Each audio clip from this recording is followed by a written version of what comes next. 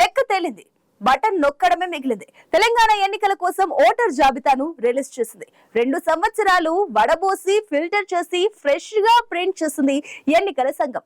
ఇంతకీ తెలంగాణలో ఓటర్ సంఖ్య ఎంత? ఎవరు పెరిగారు, ఎవరు తగ్గారు, ఎన్ని ఓట్లు తొలగించారు? Watch this story.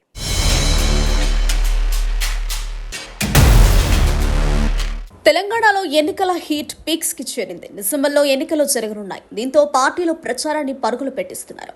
ప్యాలెస్లు వీడి పల్లెల్లో ప్రజలను ప్రసన్నం చేసుకుంటున్నారు నేతలు.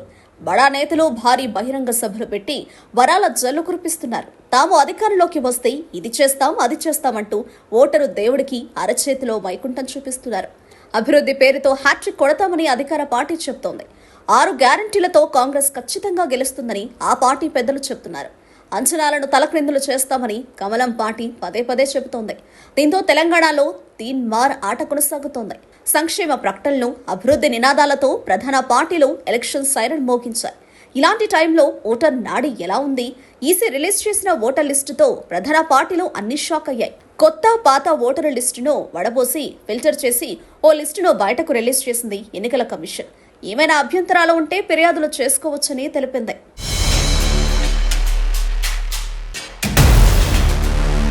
ఇంతకీ ఈసీ రిలీజ్ చేసిన కొత్త ఓటరు లిస్టు ఎలా ఉంది? కొత్త ఓటర్లు ఎంతమంది ఉన్నారు? ఏ కులం ఓట్లు పెరిగాయి? ఏ నియోజకవర్గంలో ఎన్ని ఓట్లు తగ్గాయి? కొత్త ఓటరు లిస్టులో ఏ వర్గం పెరిగితే ఏ పార్టీకి నష్టం, ఏ పార్టీకి లాభం అన్నది ఇప్పుడు పెద్ద చర్చకు దారితీసింది. మరి గత ఎన్నికలకు ఈ ఎన్నికల ఓటరు లిస్టుకు ఏమైనా తేడా ఉందా? లిస్టుపై ప్రధాన పార్టీలు ఏమంటున్నాయి? దొంగ ఓట్లు ఉన్నాయని ప్రతిపక్షాలు ఫిర్యాదు చేస్తే దానిపై ఈసీ ఎలాంటి రియాక్షన్ ఇచ్చింది? ప్రతిపక్ష ఆరోపణలో నిజం ఉందా? తెలంగాణలో నిజంగానే దొంగ ఓట్లున్నాయా?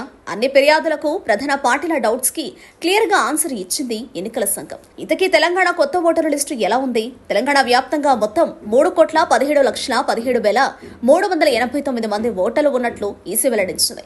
వీరిలో పురుష ఓటర్లు 1,58,71,493 కాగా మహిళా ఓటర్లు 1,58,43,339గా ఉంది. వీరు కాకుండా ట్రాన్స్జెండర్ ఓటర్లు 2,557గా ఉంది. జనవరితో పోలిస్తే 5.8% ఓటర్ల సంఖ్య పెరిగినట్లు ఈసీ తెలిపింది. రాష్ట్రంలో 17.01 లక్షల మంది కొత్తగా ఓటు హక్కును పొందారు. రాష్ట్ర వ్యాప్తంగా 6.10 లక్షల మంది ఓట్లను తొలగించినట్లు కేంద్ర ఎన్నికల కమిషన్ వెల్లడించింది. ఓటర్ల జాబితాలో లింగ నిష్పత్తి 998:1000గా ఉంది. ఇక 8.11 లక్షల మంది 18-19 ఏళ్ల వయసున్న ఓటర్లు ఉన్నారని ఈసీ తెలిపింది. 80 ఏళ్లకు పైబడిన వారు 43,943 మంది ఉండగా దివ్యాంగులు 5,06,493 మంది ఉన్నారు.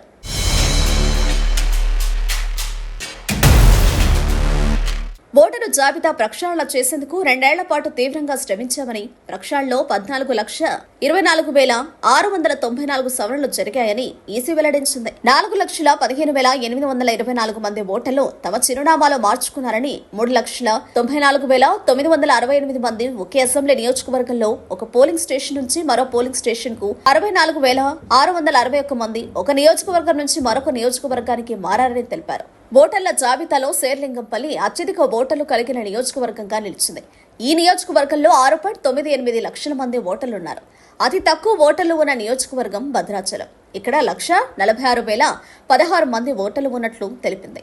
ఓట్ల నమోదు కోసం అసెంబ్లీ ఎన్నికల నామినేషన్ కు 10 రోజుల ముందు వరకు దరఖాస్తు చేసుకోవచ్చని ఈసీ స్పష్టం చేసింది. అక్టోబర్ 1 నాటికి 18 ఏళ్లు నిండిన వారు దరఖాస్తు చేసుకోవాలని సూచించారు. 2018తో పోల్చితే ప్రస్తుతం పురుష, స్త్రీ ఓటర్ల మధ్య అంతరం గణనీయంగా తగ్గింది. 2018లో పురుష ఓటర్లు 1,40,56,182 మంది ఉండగా స్త్రీలు 1,39,05,811 మంది ఉన్నారు.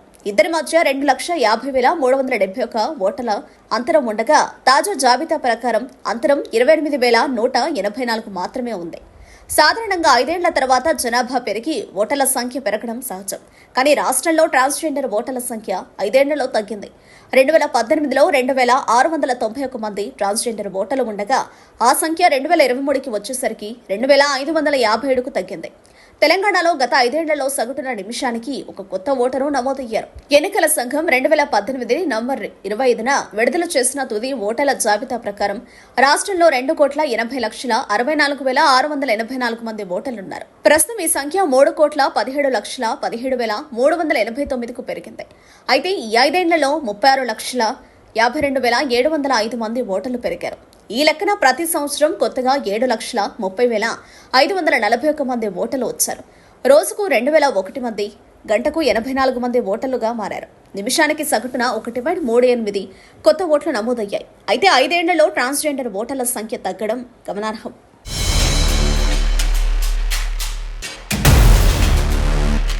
తెలంగాణలో ప్రధాన పార్టీలు వ్యూహాత్మకంగా అడుగులు వేస్తుంది. తెలంగాణలో గణనీయంగా ఉన్న సెటిలర్లను తమ వైపు తిప్పుకునేందుకు 3 పార్టీలు తీవ్రంగా శ్రమిస్తున్నాయి. సెటిలర్స్ కు వచ్చే ఎన్నికల్లో ప్రాధాన్యత ఇచ్చేందుకు కసరత్తులు చేస్తున్నాయి.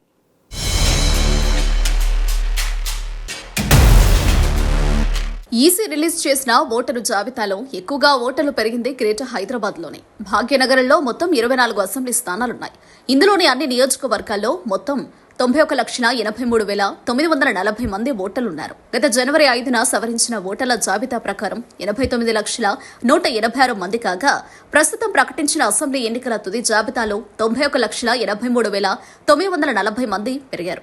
ఇందులో కొత్తగా 2,83,744 మంది చేరారు. తుది జాబితాను చూస్తే హైదరాబాద్ జిల్లాలో 44,42,458 మంది ఓటర్లు గాను పురుషులు 22,79,581, మహిళలు 21,62,577, ఇతరులు 300 మంది ఉన్నారు. గ్రేటర్ పరిధిలోకి వచ్చే మేడ్చల్ జిల్లాలోని 4 సెగ్మెంట్లలో మొత్తం 20,95,785 మంది ఓటర్లకు గాను పురుషులు 10,88,179, మహిళలు 10,07,287, ఇతరులు 319 మంది ఉన్నారు. రంగారెడ్డి జిల్లాలోని 5 నియోజకవర్గాల్లో మొత్తం 26,45,687 ఓటర్లకు గాను పురుషులు 13,78,956 కాగా, మహిళలు 12,65,848 మంది ఉన్నారు. ఇక ఇతరులు 378 మంది ఉన్నట్టు ఎన్నికల సంఘం వెల్లడించింది. గ్రేటర్ లో ఈ తీరుగా ఓటర్లు పెరగడానికి గల కారణం ఉపాధి కల్పన. పొట్టకూటి కోసం పల్లె నుంచి పట్టణం చాలా మంది వస్తున్నారు. దీంతో సంవత్సరాలుగా ఉపాధి పొందుతూ పిల్లల చదువుల కోసం ఇక్కడే సెటిల్ అవుతున్నారు. దీంతో గ్రేటర్లో ఓటర్లు గణనీయంగా పెరిగారు.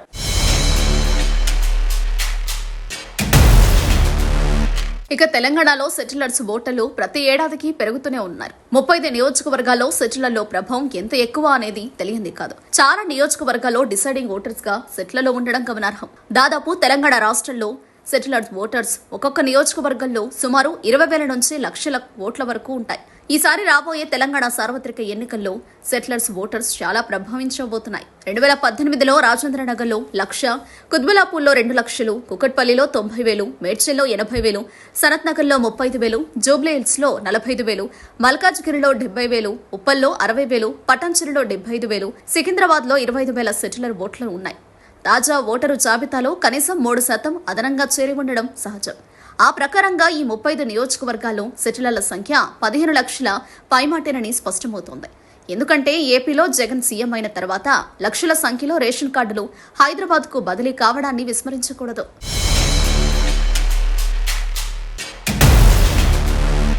అయితే ఈ సెటిలర్ల ఓటు ఎటువైపు ఉంటాదో అనేది ఇప్పుడు పెద్ద ప్రశ్నగా మారింది. ఈ ఓట్లపైనే ప్రధాన పార్టీలు ఫోకస్ పెట్టాయి. ఇందుకోసం ప్రత్యేక మేనిఫెస్టోను సిద్ధం చేస్తున్నాయి. గ్రేటర్ ఎన్నికల వరకు బీజేపీ, బీఆర్ఎస్ మధ్య వార్ జరిగింది. కానీ ఇప్పుడు కాంగ్రెస్ కూడా ఫామ్లోకి వచ్చింది. సెటిలర్ల కోసం ప్రత్యేక హామీలు కూడా ఇస్తోంది. దీంతో గ్రేటర్ సెటిలర్ ఓటర్లు ఎవరి వైపు ఉంటారో అని లెక్కలు వేసుకుంటున్నారు.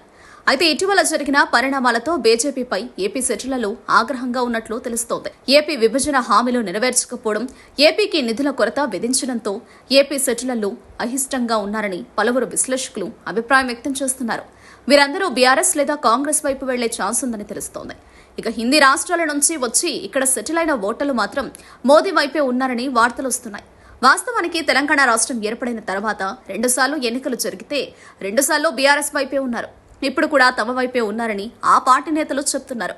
ఇక 6 గ్యారంటీలు, యూత్ డిక్లరేషన్ వంటి పథకాలు ప్రకటించింది కాంగ్రెస్. ఈ ప్రకటనలతో సెటిలర్ల యూత్ మొత్తం కాంగ్రెస్ వెంట నడుస్తున్నారని ఆ పార్టీ పెద్దలు ఆశాభావం వ్యక్తం చేస్తున్నారు. ఈ మధ్యకాలంలో టీఎస్పీఎస్సీ తీరుపై హైదరాబాద్లో తీవ్ర విమర్శలు వెల్లువెత్తుతున్నాయి. వరుసగా పరీక్షా పత్రాలు లీక్ అవ్వడం, గ్రూపు పరీక్షలు రద్దవడంతో అధికార పార్టీపై తీవ్ర వ్యతిరేకతకు దారితీశాయి. దీంతో బీజేపీ, కాంగ్రెస్ వాటిని క్యాష్ చేసుకునే ప్రయత్నం చేస్తోంది. తాము అధికారంలోకి వస్తే టీఎస్పీ, పీఎస్పీని ప్రక్షాళన చేస్తామని కాంగ్రెస్ హామీ ఇస్తోంది. బీజేపీ సైతం యూపీఎస్సీ తరహా ప్రత్యేక బోర్డును ఏర్పాటు చేస్తామని చెబుతోంది. ఆంధ్ర సెటిలర్లను కేసీఆర్, టీఆర్ఎస్ నేతలు తీవ్రంగా వేధిస్తున్నారని బండి సంజయ్ గతంలో ఆరోపించారు. దీంతో వారంతా వచ్చే ఎన్నికల్లో బీజేపీ అధికారంలోకి రావాలని కోరుకుంటున్నారని పేర్కొన్నారు.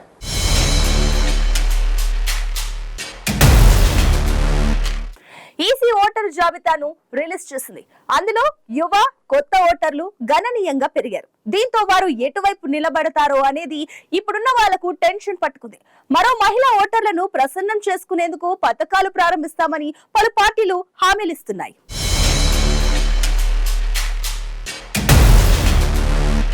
తెలంగాణలో ప్రధానంగా 3 పార్టీలు పోటీ పడుతున్నాయి. ఒకటి కేంద్రంలో అధికారంలో ఉన్న బీజేపీ కాగా, మరొకటి రాష్ట్రంలో అధికారంలో బీఆర్ఎస్ పార్టీ. ఈ 2 పార్టీలతో పాటు గల్లీ దిల్లీ ప్రతిపక్షంలో ఉన్న కాంగ్రెస్ పార్టీ కూడా దూకుడుగా ఉంది. ఎన్నికల సమయం దగ్గర పడడంతో ఈ 3 పార్టీలు మహిళా ఓటర్లపై కన్నేశాయి. ఎందుకంటే మహిళా ఓటర్లు తమ వైపు ఉంటే గెలుపు ఈజీ అవుతుందని ప్రధాన పార్టీలు లెక్కలు వేసుకుంటున్నాయి.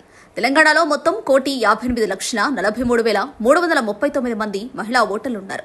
వీరిని ప్రసన్నం చేసుకునేందుకు ప్రధాన పార్టీలు పోటీపడి మరీ హామీలిస్తున్నాయి. కాంగ్రెస్ పార్టీ మహిళా ఓటర్లపై ప్రత్యేకంగా ఫోకస్ చేసింది.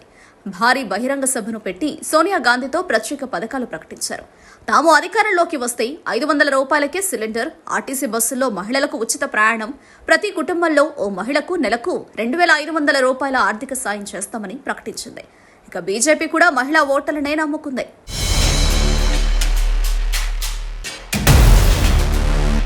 ఇటీవల రాఖీ పండుగ సందర్భంగా సిలిండర్ ధర తగ్గించిన కేంద్రం ఇప్పుడు మహిళా రిజర్వేషన్ బిల్లును తీసుకువచ్చింది. మహిళలకు చట్టసభల్లో 33% వాటా కల్పిస్తున్నామని మోదీ ప్రచారాన్ని హోరెత్తిస్తున్నారు. త్వరలోనే మహిళల కోసం మరిన్ని పథకాలు ప్రకటించే అవకాశం ఉంది. ఇక బీఆర్ఎస్ కేసీఆర్ కిట్టు, ఒంటరి మహిళలకు పెన్షన్లు, మహిళా సంఘాలకు లోన్లు ప్రకటిస్తూ ముందుకు వెళుతోంది. త్వరలోనే సీఎం కేసీఆర్ మహిళల కోసం ప్రత్యేక పథకం ప్రారంభించనున్నట్లు తెలుస్తోంది. ఇదే అంశంపై ఇటీవల మంత్రి హరీష్ రావు కూడా కీలక కామెంట్స్ చేశారు. ప్రతి మహిళకు నెలకు 2,000 రూపాయలు ఆర్థిక సాయం చేసే ఆలోచనలో ఉన్నట్లు ప్రగతి భవన్ నుంచి లేఖలు వస్తున్నాయి. రానున్న శాసనసభ ఎన్నికల్లో అభ్యర్థుల గెలుపోటములను ప్రభావితం చేసే సత్తా యువ ఓటరు చేతిలోనే ఉంది. తెలంగాణలో 8.11 లక్షల మంది ఓటర్లు 18-19 ఏళ్ల వయసున్న వారే.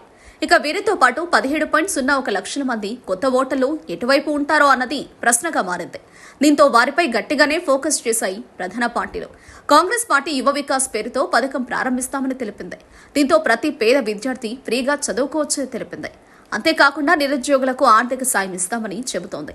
అధికార బీఆర్ఎస్ కొత్త ఓటర్ల కోసం మీ భవిష్యత్తు తాము భరోసా అంటూ ముందుకు వెళుతోంది. పాలమూరు జిల్లాలో యువ ఓటర్ల లెక్క ప్రధాన పార్టీను టెన్షన్ పెడుతున్నాయి.